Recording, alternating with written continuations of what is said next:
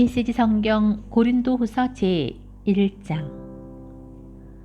나 바울은 하나님께서 친히 계획하신 특별한 임무를 띠고 메시아이신 예수에게서 보내심을 받았습니다. 나는 고린도에 있는 하나님의 교회와 아가야의 모든 믿는 이들에게 이 편지를 씁니다. 우리 아버지와 주 예수 그리스도께서 주시는 온갖 선물과 은혜가 여러분의 것이 되기를 바랍니다. 여러분이 알고 신뢰하는 디모데도 나와 함께 문안합니다. 우리 주님이시며 메시아이신 예수의 하나님 아버지께 모든 찬양을 드립시다. 모든 자비를 베풀어 주시는 아버지, 모든 위로의 하나님, 그분은 우리가 힘든 시기를 겪을 때 우리 곁에 오시는 분입니다. 또한 그분은 우리가 알아차리기도 전에 힘든 시기를 겪고 있는 다른 사람 곁으로 우리를 데려가셔서 그분께서 우리를 위로해 주셨듯이 우리도 그 사람을 위로하도록 힘주시는 분입니다. 우리가 메시아를 따르다 보면 힘겨운 시기를 많이 겪게 마련이지만 그분께서 주시는 치유와 위로의 복된 시기에 비하면 그 시기는 아무것도 아닙니다. 우리 역시 그러한 위로를 넘치게 받고 있습니다. 우리가 예수를 위해 고난을 겪는 것은 여러분의 치유와 구원을 위한 것입니다. 우리가 잘 대접받고 도움의 손길과 격려의 말을 받는 것도 여러분의 유익을 위한 것입니다. 그것은 여러분을 격려하여 움츠러들지 않고 앞만 보고 나아가도록 하려는 것입니다. 여러분의 힘든 시기는 우리의 힘든 시기이기도 합니다. 여러분이 복된 시기를 누릴 때와 마찬가지로 힘겨운 시기를 견뎌내는 모습을 보면서 우리는 여러분이 잘 해낼 것을 조금도 의심하지 않습니다. 친구 여러분, 아시아에서 우리에게 이 모든 일이 닥쳤을 때 얼마나 힘겨운 시기였는지 여러분이 알아주면 좋겠습니다.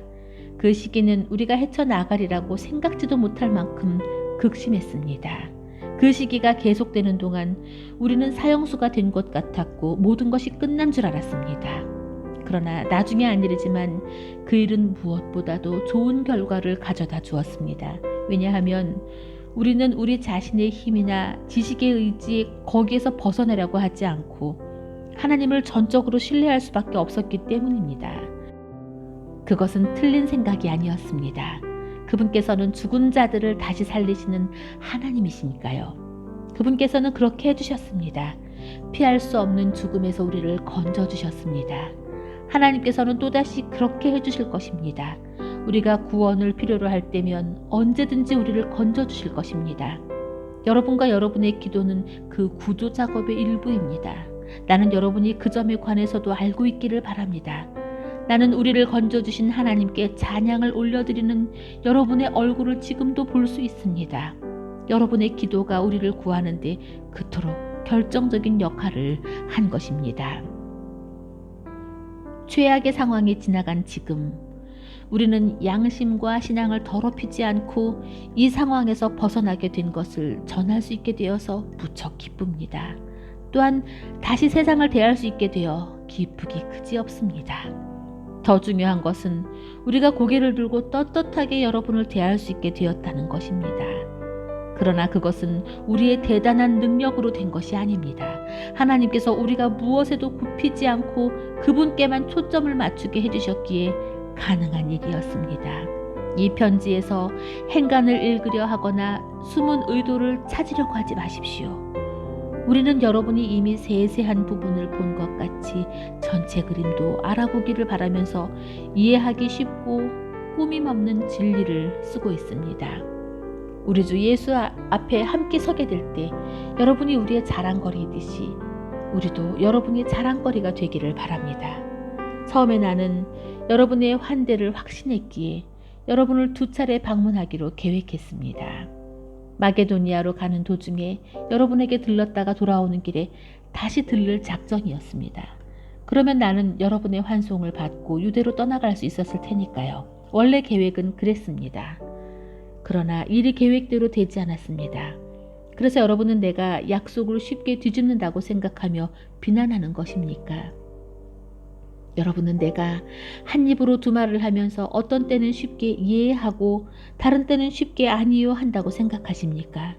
그렇다면 여러분이 틀린 것입니다. 하나님께서 자신의 말씀에 신실하시듯이 나도 나의 말에 신실하려고 애쓰는 사람입니다. 우리가 여러분에게 전한 말씀은 경솔하게 예 하고 말했다가 가차없이 아니요 하고 취소할 수 없는 말입니다. 어찌 그럴 수 있겠습니까? 실라와 디모데와 내가 여러분에게 하나님의 아들을 선포했을 때 여러분은 그것을 예도 되고 아니어도 되는 일관성 없는 모호한 것으로 이해했습니까? 우리가 선포한 것은 순수하고 확고한 예가 아니었습니까? 무엇이든지 하나님께서 약속하신 것에는 예수의 예가 찍혀 있습니다. 그분 안에서 우리가 전하고 기도하는 것도 그러합니다. 우리가 전하고 기도하는 것에는 위대한 아멘, 하나님의 예와 우리의 예가 아주 또렷하게 찍혀 있습니다. 하나님은 우리를 지지하시고 그리스도 안에서 우리를 믿을 수 있는 사람으로 만드시며 우리 안에 그분의 예를 새겨 넣으시는 분입니다. 그분은 자기 영으로 우리에게 영원한 언약을 찍어주셨습니다. 그분이 완성하고자 하시는 일을 확실하게 시작하신 것입니다. 내가 고린도에 있는 여러분에게 찾아가지 않은 진짜 이유를 들을 준비가 되어 있습니까? 하나님을 나의 증인으로 모시고 말하는데 내가 가지 않은 것은 여러분의 아픔을 덜어주기 위해서였습니다. 여러분에게 무관심해서도 아니고 여러분을 조정하려고 그런 것도 아니었습니다. 나는 여러분을 배려했을 따름입니다. 우리는 여러분이 믿음 생활을 어떻게 하고 있는지 감독하는 사람, 의혹을 품고 어깨너머로 여러분을 보며 흠을 잠든 사람이 아닙니다. 우리는 여러분과 함께 힘을 모아 일하면서 기쁜 마음으로 여러분을 바라보는 동역자입니다. 나는 여러분이 우리의 믿음이 아니라 여러분 자신의 믿음으로 서 있다는 것을 압니다. 제2장. 그래서 나는 여러분과 나에게 아픔을 줄 수 있는 또 다른 방문을 자제하기로 결심한 것입니다. 내가 그저 얼굴을 내밀기만 해도 여러분이 난처하고 괴로운 입장에 처하게 될 텐데 여러분이 어찌 나를 위로하고 나의 기운을 북돋아 주시겠습니까? 그래서 나는 가지 않고 편지를 써보냈습니다. 나를 기쁘게 해주리라 여겼던 벗들을 낙담시키면서 괴로운 시간을 보내고 싶지 않았기 때문입니다. 그 편지는 내게 최선인 것이 여러분에게도 최선일 것이라고 확신하고 써보낸 것입니다. 결과적으로 그 편지를 쓰는 것은 몹시 괴로운 일이었습니다. 그 편지는 양피지에 잉크로 쓴 것이 아니라 눈물로 쓴 것입니다. 그러나 나는 여러분에게 고통을 주려고 그 편지를 쓴 것이 아닙니다. 그 편지는 내가 여러분을 얼마나 아끼는지, 아끼는 것 이상입니다. 내가 여러분을 얼마나 사랑하는지 여러분이 알아주기를 바라면서 쓴 것입니다. 여러분의 교회 안에 이 모든 일을 일으킨 장본인, 곧 이 모든 고통을 안겨준 문제의 임무를 두고 말씀드립니다. 이 일로 상처를 입은 사람은 나 한 사람만 아니라 몇몇 사람을 제외한 여러분 모두라는 사실을 알아두기 바랍니다.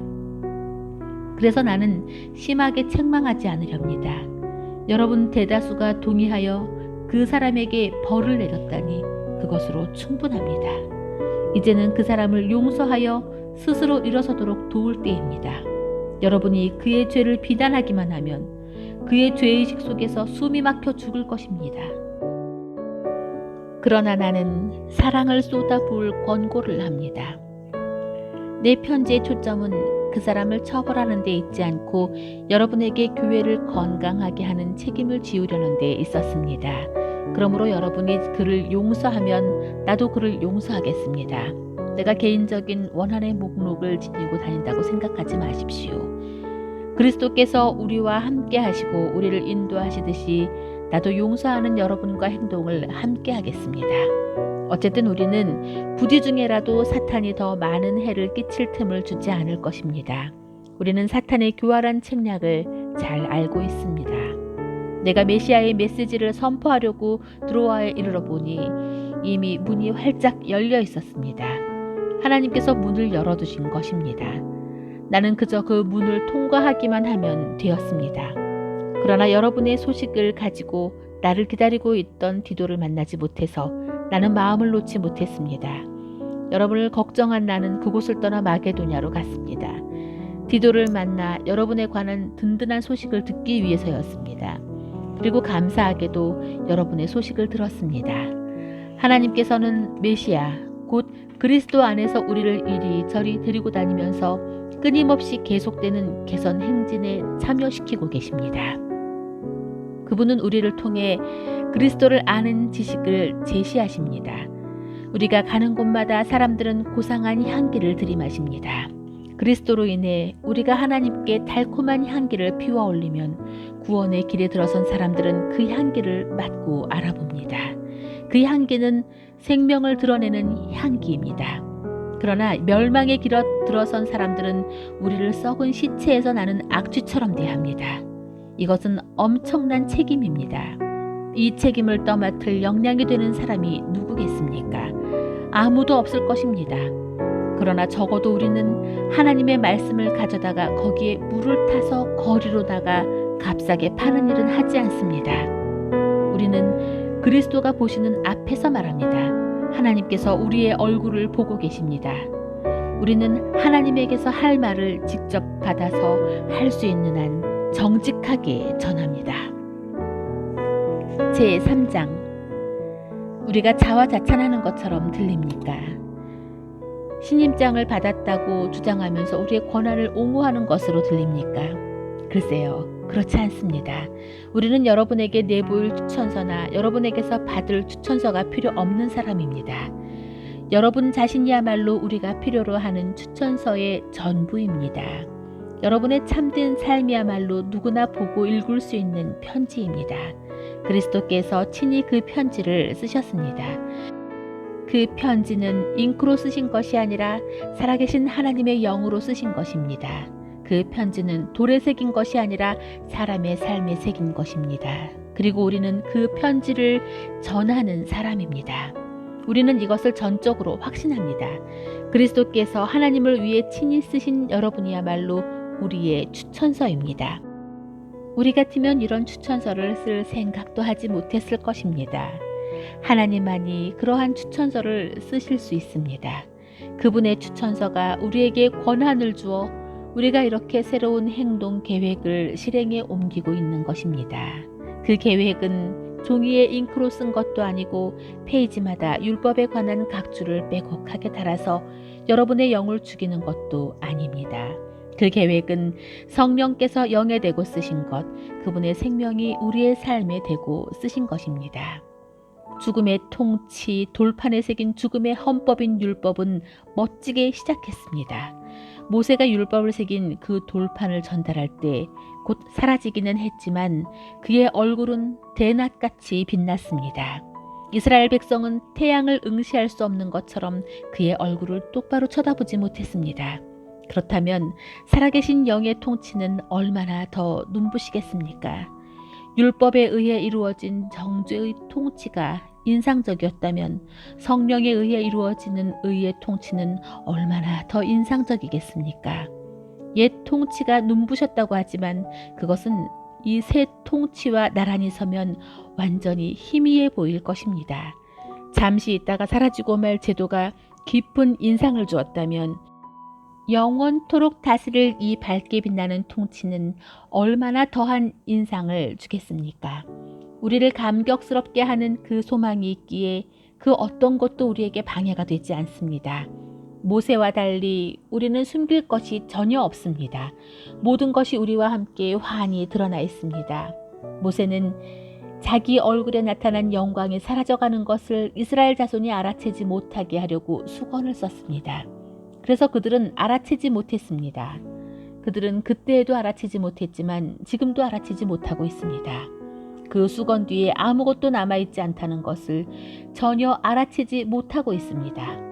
오늘날에도 그들은 그 낡고 힘없는 통치의 선포를 소리내어 읽고 있지만 그것을 꿰뚫어 보지는 못합니다. 오직 그리스도만이 수건을 벗겨서 그 뒤에 아무것도 없다는 것을 그들로 직접 보게 하실 수 있습니다. 그러나 그들이 모세처럼 돌아서서 하나님을 마주하면 하나님께서 그 수건을 벗겨주십니다. 그러면 거기서 하나님과 서로 얼굴을 마주보게 됩니다. 그 순간 그들은 하나님이 율법을 새긴 한 조각 돌판이 아니라 살아계셔서 인격적으로 임재하시는 분이라는 것을 깨닫게 됩니다. 살아계신 영이신 하나님께서 임하시면 우리를 옥죄던 저 낡은 법조문이 쓸모없다는 것을 깨닫게 됩니다. 우리는 그 법조문에서 풀려난 사람들입니다. 우리 모두가 그러합니다. 우리와 하나님 사이를 가로막는 것은 아무것도 없습니다. 우리의 얼굴은 그분의 얼굴빛으로 환히 빛나고 있습니다. 하나님께서 우리 삶에 들어오시고 우리가 그분을 닮아갈 때 우리는 메시아를 꼭 닮은 형상으로 변화되고 우리 삶은 점점 더 밝아져서 보다 아름다워질 것입니다. 제4장 하나님은 너무도 은혜로우셔서 그분이 하고 계신 일에 우리를 참여시키셨습니다. 그러니 이따금 힘겨운 시기를 만나더라도 우리는 단념하거나 우리 일을 포기할 마음이 없습니다. 우리는 가면을 쓰고 속이는 짓을 하지 않습니다. 술수를 쓰거나 배후에서 조작하는 짓도 하지 않습니다. 우리는 하나님의 말씀을 마음대로 왜곡하지도 않습니다. 오히려 우리가 행하고 말하는 모든 것을 사람들 앞에 훤히 드러내고 진리를 모두 공개하여 원하는 사람은 누구든지 보고 하나님 앞에서 스스로 판단할 수 있게 합니다. 우리의 메시지가 누군가의 눈에 보이지 않는다면 그것은 우리가 감추고 있어서가 아니라 그들이 잘못된 곳을 보거나 잘못된 길을 가면서 메시지의 주의를 기울이지 않기 때문입니다. 그들이 온통 관심을 갖는 것은 유행하는 어둠의 신뿐입니다. 그들은 자신들이 원하는 것을 그 신이 줄 수 있다고 생각합니다. 그들은 자신들이 보지 못하는 진리이신 분을 믿으려 하지 않습니다. 그들은 눈이 아주 멀어서 그리스도와 더불어 빛나는 메시지의 밝은 서광을 보지 못합니다. 그리스도께서는 우리가 장차 얻게 될 하나님의 형상을 가장 분명하게 보여주시는 분이십니다. 기억하십시오. 우리가 전하는 메시지는 우리 자신에 관한 것이 아닙니다. 우리는 예수 그리스도를 주님으로 선포하고 있습니다. 현재의 우리는 모두 심부름꾼, 예수께서 보내셔서 여러분에게 달려가는 심부름꾼입니다. 이 일은 하나님께서 어둠을 밝혀라 하고 말씀하신 때부터 시작된 일입니다. 우리가 온통 밝고 아름다우신 그리스도의 얼굴에서 하나님을 보고 깨달은 순간 우리 삶은 빛으로 차올랐습니다. 여러분이 우리만 본다면 여러분은 그 밝은 빛을 놓치지 말 것입니다. 우리는 이 귀중한 메시지를 우리 일상의 삶이라는 순수한 질그릇에 담아가지고 다니기 때문입니다. 그것은 어느 누구도 비할 데 없는 하나님의 능력을 우리의 능력으로 혼동하지 않게 하려는 것입니다. 사실 그럴 가능성이 많지 않을 것입니다. 여러분도 알다시피 우리는 볼품없는 사람들이니까요. 우리가 고난에 둘러싸여 난타를 당했지만 사기를 잃지 않았습니다. 우리가 어찌할 바를 몰라도 우리가 알기로 하나님은 어찌해야 하는지 알고 계십니다. 우리가 영적으로 위협을 받았지만 하나님은 우리 곁을 떠나지 않으셨습니다. 우리가 넘어뜨림을 당했지만 꺾이지 않았습니다. 사람들은 예수께 한 일, 재판과 고문, 조롱과 살해를 우리에게도 그대로 하고 있습니다. 그러나 예수께서는 그들 가운데서 행하신 일을 우리 안에서도 행하고 계십니다. 그분은 살아계십니다. 우리의 삶은 예수를 위해 끊임없이 위험을 무릅쓰고 있습니다. 그것은 예수의 생명이 우리 안에서 보다 분명히 드러나게 하려는 것입니다. 우리는 가장 나쁜 일을 겪고 있지만 여러분은 가장 좋은 상황을 맞고 있습니다. 우리는 이것을 비밀로 할 수 없습니다. 절대 그럴 수 없습니다. 나는 믿었다. 그래서 말했다. 라고 말한 시편 기자처럼 우리도 우리가 믿는 바를 말합니다. 우리가 믿는 바는 주 예수를 다시 살리신 분께서 우리를 여러분과 함께 다시 살리시리라는 확신입니다. 이 모든 일은 여러분의 유익과 하나님의 영광을 위한 것입니다. 더욱 많은 은혜가 더욱 많은 사람들에게 퍼져서 더욱 많은 찬양이 있게 하려는 것입니다. 그러므로 우리는 포기하지 않습니다. 어찌 포기할 수 있겠습니까? 겉으로는 우리의 일이 실패로 끝나는 것처럼 보이지만 안에서는 하나님께서 단 하루도 빠짐없이 은혜를 펼치시며 새로운 생명을 창조하고 계십니다.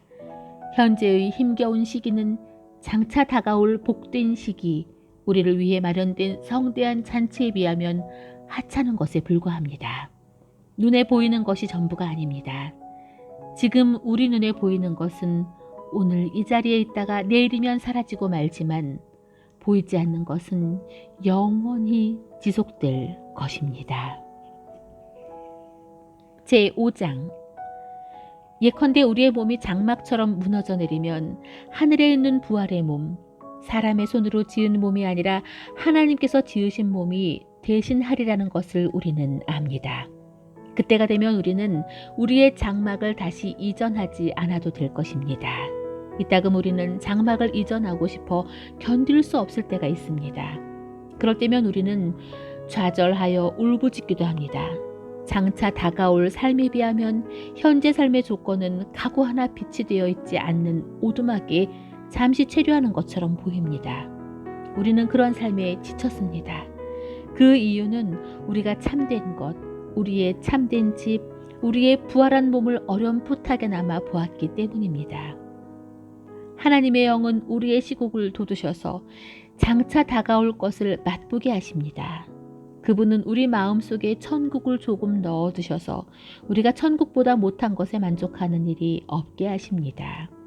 우리는 그 천국을 기대함으로 아주 힘차게 살아갑니다. 여러분은 우리가 고개를 떨어뜨리거나 꾸물거리는 모습을 볼 수 없을 것입니다.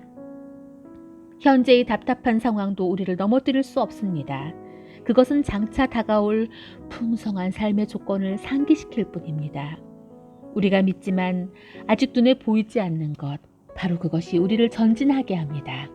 여러분은 길에 패인 흠이나 길바닥에 널린 돌멩이들이 우리를 방해할 것이라고 생각합니까? 때가 되면 우리는 나그네 삶을 끝내고 본향으로 돌아갈 채비를 갖추게 될 것입니다. 그러나 나그네 삶이나 본향으로 돌아가는 것이 핵심은 아닙니다. 하나님을 진심으로 기쁘시게 해드리는 것이 핵심입니다. 어떤 처지에 있더라도 우리가 하려고 하는 일은 그것입니다. 조만간 우리는 우리의 처지와 관계없이 하나님을 대면하여 뵙게 될 것입니다. 우리는 그리스도 앞에 나아가 선한 행위이든 악한 행위이든 우리가 행한 일의 마땅한 결과를 받게 될 것입니다. 그 사실이 우리를 깨어있게 하는 것임을 여러분은 확신해도 좋습니다. 우리 모두가 장차 그 심판의 자리에 서게 될 것입니다. 그것을 아는 것은 결코 가볍게 여길 일이 아닙니다. 그런 이유로 우리는 만나는 모든 사람을 위해 긴박하게 일하면서 그들이 하나님을 대면할 수 있도록 준비시키고 있습니다. 우리가 일을 얼마나 잘하는지는 하나님만이 아시겠지만 우리가 얼마나 깊고 얼마나 많이 마음을 쓰는지는 여러분이 알아주었으면 합니다. 우리가 이렇게 말하는 것은 여러분에게 우리를 내세우려는 것이 아닙니다. 다만 많은 사람들처럼 여러분 앞에서만 친절하게 대하는 것이 아니라 여러분과 한편이 되는 것이 여러분의 기분을 좋게 하고 나아가 여러분을 자랑스럽게 해줄 것이라고 생각했던 것입니다. 내가 미친 사람처럼 행동했다면 하나님을 위해서 그렇게 한 것이고 내가 지나칠 정도로 신중하게 처신했다면 여러분을 위해서 그렇게 한 것입니다. 그리스도의 사랑이 나를 그 같은 극단으로 치우치게 했습니다. 우리가 하는 모든 일의 처음과 끝을 결정하는 것은 다름 아닌 그분의 사랑입니다. 우리 사역의 변치 않는 결심이자 중심은 한 사람 곧 예수 그리스도께서 우리 모두를 위해 죽으셨다는 것입니다. 그 사실이 모든 사람으로 하여금 한 배를 타게 합니다. 그분은 모든 사람으로 하여금 그분의 죽음에 들어가게 하셔서 그들로 그분의 생명과 부활의 삶과 자기 마음대로 살았던 삶보다 훨씬 나은 삶에 들어가게 하셨습니다. 우리가 사람을 소유나 외모로 평가하지 않는 것은 그 같은 결심 때문입니다. 여러분도 알다시피 우리는 일찍이 메시아를 그런 식으로 잘못 바라보았습니다. 우리는 더 이상 그분을 그런 식으로 바라보지 않습니다. 이제 우리는 중심을 봅니다. 우리가 보는 것은 누구든지 메시아와 연합하면 새로운 출발을 할 수 있고 새롭게 창조될 수 있다는 것입니다. 옛 삶이 지나가고 새로운 삶이 싹 트는 것입니다. 보십시오. 이 모든 것은 우리와 가족 관계를 맺으시고 우리 각자를 부르셔서 서로 가족 관계를 맺게 하신 하나님께로부터 옵니다. 하나님께서는 메시아를 통해 이 세상을 그분과 화해시키셨고 죄를 용서하심으로 이 세상이 새로운 출발을 하게 하셨습니다. 하나님께서는 그분이 지금 하고 계신 일을 모든 사람에게 알리는 임무를 우리에게 맡기셨습니다. 우리는 그리스도의 대사입니다. 하나님께서는 우리를 쓰셔서 다툼을 벌이고 서로의 관계를 잡으시는 하나님의 일에 참여하라고 사람들을 설득하게 하십니다. 이제 우리는 그리스도를 대신해 말씀드립니다.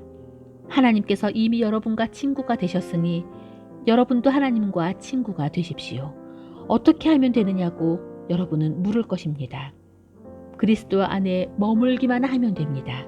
하나님께서는 잘못한 일이 없는 그리스도께 죄를 씌우셔서 우리로 하여금 하나님과 바른 관계를 맺게 하셨습니다. 제6장 우리는 이 일에 여러분과 함께하는 동료로서 부탁드립니다. 하나님께서 우리에게 주신 이 놀라운 삶을 조금도 낭비하지 마십시오. 하나님께서 우리에게 이렇게 말씀하셨습니다. 가장 알맞은 때에 내가 너의 외치는 소리를 들었다. 내가 나를 필요로 하던 그날에 내가 너를 도우려고 거기 있었다. 지금이야말로 하나님께서 들으시는 때요. 그분께로부터 도움을 받을 날입니다. 그러니 미루지 마십시오. 여러분은 우리가 하는 모든 일에 의문을 던지다가 때를 놓쳐 하나님의 일을 그르치는 일이 없게 하십시오. 우리가 하나님의 종이 되어 하는 일은 세세한 부분에 이르기까지 정당함을 인정받습니다. 우리가 힘겨운 시기와 역경과 공경 속에서도 정신을 바짝 차리고 흔들림 없이 우리의 자리를 지키고 있는지 사람들이 지켜보고 있습니다. 우리는 매를 맞고 투옥되고 습격을 받으면서도 열심히 일하고 늦게까지 일하고 식사도 거른 채 일합니다. 깨끗한 마음과 맑은 정신과 착실한 손으로 일합니다. 우리는 온유함과 거룩함과 정직한 사랑으로 일합니다. 우리가 진리를 말할 때도 하나님께서 자신의 능력을 보이실 때에도 그리합니다. 우리는 최선을 다해 사태를 바로잡을 때도 칭찬을 받거나 비난을 받거나 비방을 받거나 존경을 받을 때도 그리합니다.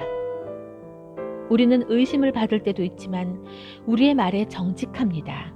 세상이 우리를 무시하지만 하나님께서는 우리를 인정해 주십니다. 죽었다는 소문이 돌기도 했지만 우리는 멋지게 살아 있습니다. 우리는 거의 죽을 정도로 맞았지만 죽지 않았습니다. 우리는 슬픔에 잠겼으나 항상 커다란 기쁨으로 가득 찼습니다. 우리는 후원에 의지해 살면서도 많은 사람을 부유하게 합니다. 우리는 가진 것이 없지만 모든 것을 가진 사람입니다. 사랑하는 고린도 교우 여러분, 나는 여러분이 이토록 활짝 열려있는 풍성한 삶에 참여하기를 간절히 바라고 있습니다. 우리가 여러분을 작게 만든 것이 아닙니다.